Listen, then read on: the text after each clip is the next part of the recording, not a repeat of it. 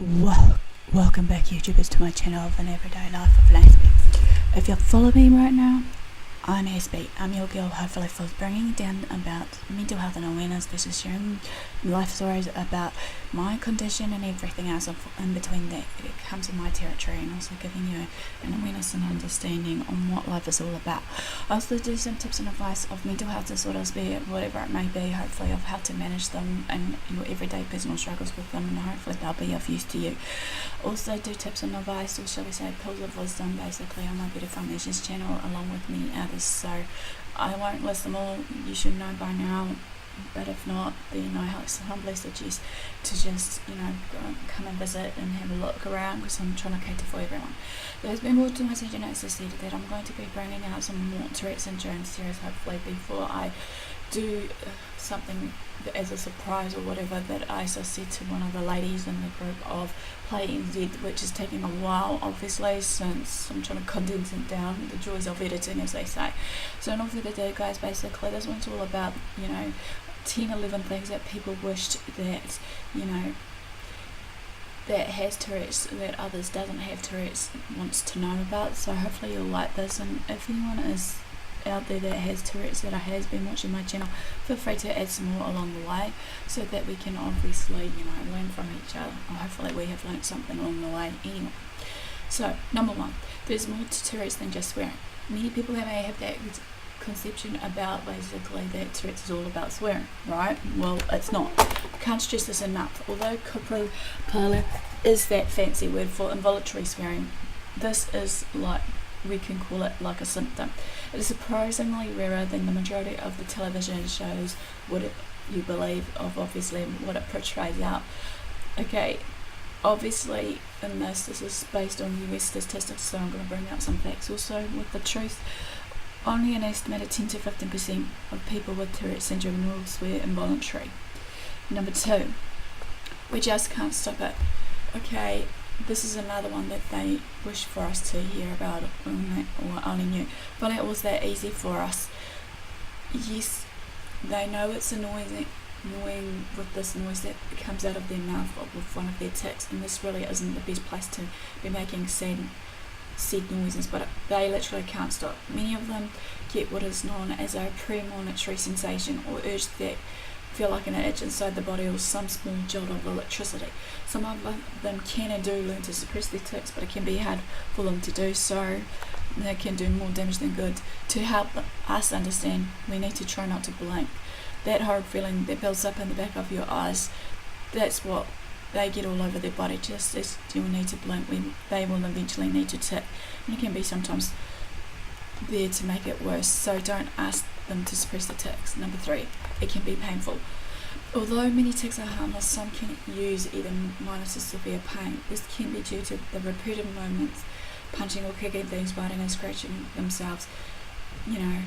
If they injure one of their joints, their Tourette's will focus on the injured limit, and they wouldn't stop twisting it. Number four, some people have tic or storms, or just fits. Some of the Tourette's community, or people that has Tourette's, suffer from this, what they call tic fits or storms, where they obviously completely lose control of their bodies to tics. This can be scary and painful for them, and they believe it's a poorly researched part of Tourette's by professionals of what this is all about. Number five, laughing is fine sometimes. While basically people with Tourette's do have a sense of humour, we need to really know when it is okay to laugh and not to laugh. Generally speaking, their rule is probably if they're laughing, you may be able to laugh with them too. It's extremely difficult not to laugh when they've shouted Donkey Kong, dropped toward us, at a random, or any other form of words that comes out of their mouth. If they're obviously not happy, don't laugh. Always ask the individual with Tourette's whether laughing is okay and when is possible. Number six, it often comes with the added extras. Many people don't just have Tourette's. Quite a lot of them will have obsessive compulsive disorders, attention deficit, hyperactivity disorder, autism, addiction disorder, and various of the other issues. Often to do with learning, however. Number seven, some of them don't grow out of it. Although a lot of doctors say that people grow out of Tourette's at around 18 years old, this is not always the case, and about 5 to 10% of people with Tourette's continue to have symptoms as adults. Number 8, some activities can calm tics. Some of the people with Tourette's can find that their tics will reduce or disappear completely when they are engaged in a certain activity, such as playing a musical instrument, jogging, or other forms of exercise, playing computer games, or spending time with an animal. Everyone is different in this respect, and some expect that they don't have a special activity, but some do. Number 9, maybe you can suggest what your special activity is. Number 9, pointing out tics can make them worse. They say that they can promise you that they are aware that they're making noises and doing all these disturbing strange movements to us. Pointing this out to them only causes them more embarrassment, humiliation, and other mixed feelings.